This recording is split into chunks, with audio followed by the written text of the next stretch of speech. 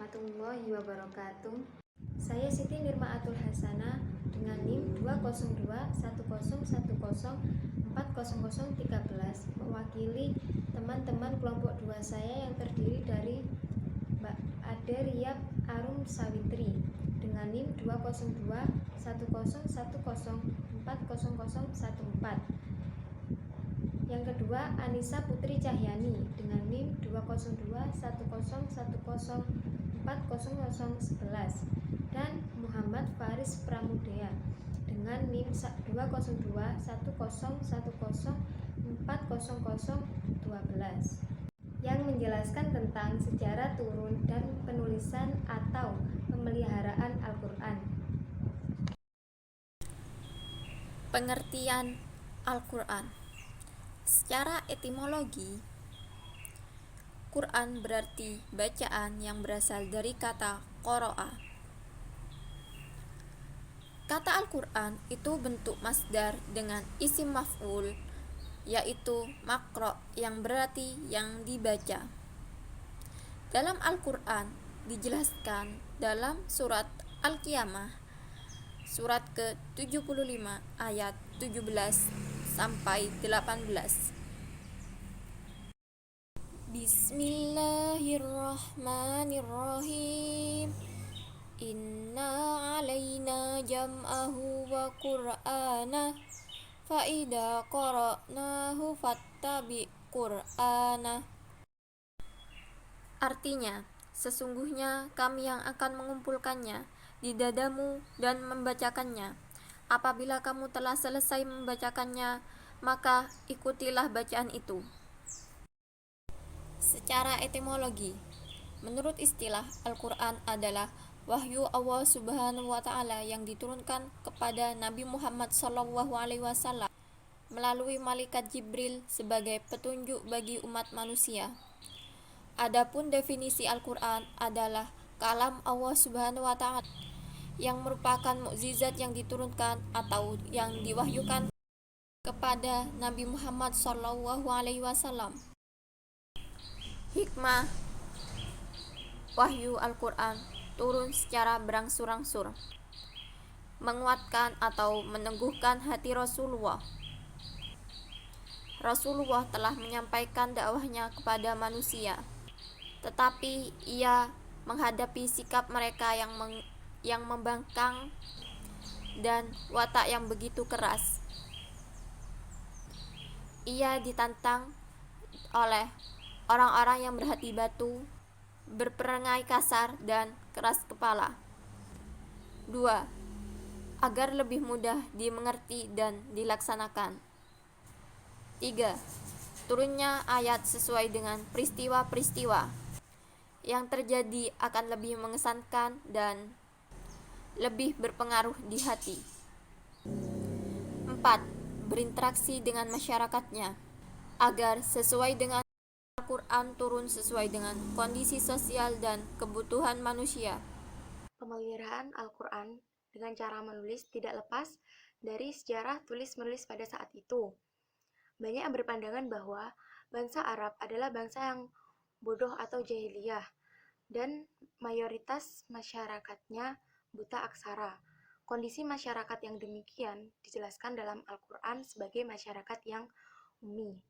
Pada masa Rasulullah SAW, pemeliharaan Al-Quran dengan cara menulis tidak sebanyak dengan yang menghafalkan dalam hati. Hal ini dikarenakan bangsa Arab memiliki daya hafal yang kuat, dan hafal yang kuat itu yang dijadikan standar intelektual seseorang. Pada awalnya, bagian-bagian Al-Quran yang telah diwahyukan kepada Nabi dipelihara dalam hafalan Nabi dan disampaikan kepada para sahabat. Selanjutnya, para sahabat mengingatnya dalam hati, setelah itu menyampaikannya kepada sahabat yang lainnya. Itu adalah cara yang pertama. Dan cara yang kedua dalam upaya pemeliharaan Al-Quran di masa Nabi Muhammad SAW adalah dengan cara penulisan. Ayat-ayat Al-Quran tersebut ditulis di atas di berbagai macam benda, antara lain lempengan batu, potongan tulang belulang, itu potongan tulang belulang binatang, berbagai binatang ya, seperti unta, terus kulit binatang, pelepah kurma, dan sebagainya. Setelah itu, tulisan-tulisan tersebut disimpan di dalam rumah Nabi Muhammad SAW dalam kondisi belum terhimpun dalam suatu mushaf atau lembaran-lembaran. Penulisan Al-Quran telah dimulai sejak zaman Rasulullah SAW. Namun Al-Quran lebih banyak dihafalkan daripada ditulis karena kemampuan para sahabat yang sangat kuat dan cepat, dan jumlah penghafalnya pun sangat banyak.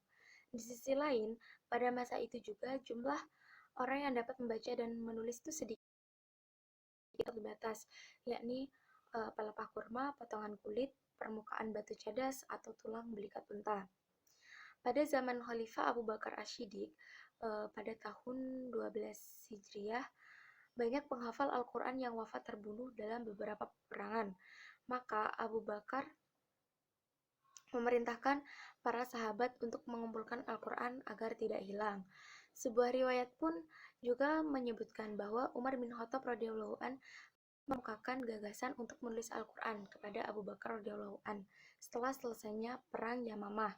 Namun, Abu Bakar radhiyallahu anhu tidak mau melakukannya karena takut dosa. Tetapi Umar terus-menerus mengemukakan pandangannya sampai Allah membukakan pintu hati Abu Bakar radhiyallahu an.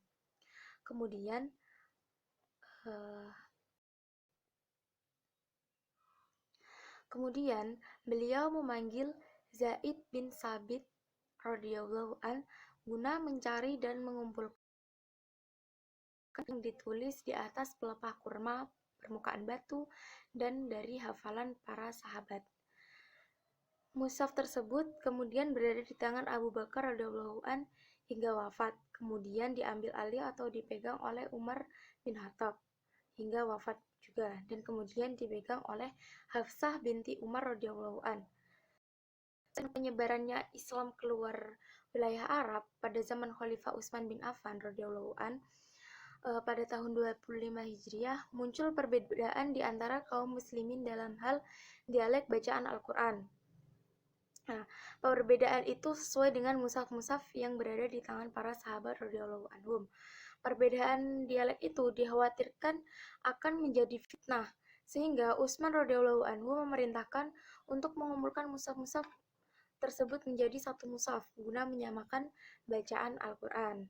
Utsman memerintahkan Zaid ibnu Sabit, Abdullah ibnu Az-Zubair, Sa'id ibnul As, dan Abdurrahman ibnul Haris ibnu Hisham radhiyallahu anhum untuk menuliskan kembali naskah-naskah Al-Quran yang telah ada sebelumnya atau yang dihafsah dan memperbanyaknya. Nah, Zaid ibnu Sabit ini berasal dari kaum Ansor, sementara 3 orang lainnya berasal dari Quraisy. Penulisan Al-Quran pada masa Umar bin Khattab. Setelah kejadian yang berkecamuk di Yamanah yang menewaskan sejumlah penghafal Al-Quran, terbesit dalam diri Umar untuk melakukan sebuah solusi dengan mengumpulkan lembaran-lembaran atau Al-Quran untuk menjadi satu. Sebab jika tidak, satu persatu ayat Allah akan hilang dengan tewasnya para penghafal Al-Quran. Meskipun Al-Quran yang dalam bentuk tulisan itu ada di rumah Rasulullah, namun hilangnya Al-Quran di hati para penghafal Al-Quran dianggap lebih berbahaya dari hilangnya tulisan dan lembaran itu. Inilah mengapa Zaid bin Sabit menerima riwayat Khuzaimah bin Sabit seorang diri. Akhirnya Umar pun mengajukan gagasannya kepada Abu Bakar As-Siddiq. Sebagaimana yang diriwayatkan oleh Imam Bukhari, pada awalnya Abu Bakar menolak ide ini dengan alasan Rasul belum pernah melakukan sebelumnya. Namun pada akhirnya Allah pun melapangkan hatinya hingga ia benar yakin bahwa apa yang akan dilakukan Umar merupakan perkara serius dan urgen bagi umat ke depannya. Akhirnya ia pun ditunjuk oleh Abu Bakar untuk menjalankan teknis agenda tersebut bersama Zaid bin Sabit. Pemeliharaan Al-Quran pada masa Utsman bin Affan. Pada masa pemerintahan Utsman, Islam sudah masuk wilayah Afrika, Syria, dan Persia. Para hafid pun terkenal, sehingga menimbulkan masalah baru, yaitu pendapat mengenai qiraah Al-Quran. Ia menemukan banyak perbedaan dalam cara-cara membaca Al-Quran. Bahkan sebagian qiraat itu bercampur dengan kesalahan. Masing-masing mempertahankan bacaannya serta menentang setiap bacaan yang tidak berasal dari gurunya. Utsman segera mengundang para sahabat bermusyawarah mencari jalan keluar dari masalah serius tersebut. Akhirnya tercapai kesepakatan agar mushaf Abu Bakar disalin kembali menjadi beberapa mushaf untuk dijadikan rujukan yang terjadi perselisihan tentang cara membaca Al-Quran. Untuk terlaksananya tugas tersebut, Utsman menunjuk satu tim yang terdiri dari 4 orang sahabat, dan hasil kerja tersebut berwujud 4 mushaf Al-Quran standar.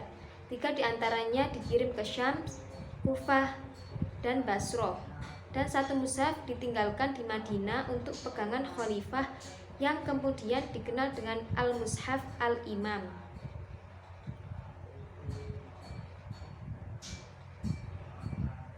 Agar masalah pendapat mengenai bacaan dapat menghentikan dengan tuntas,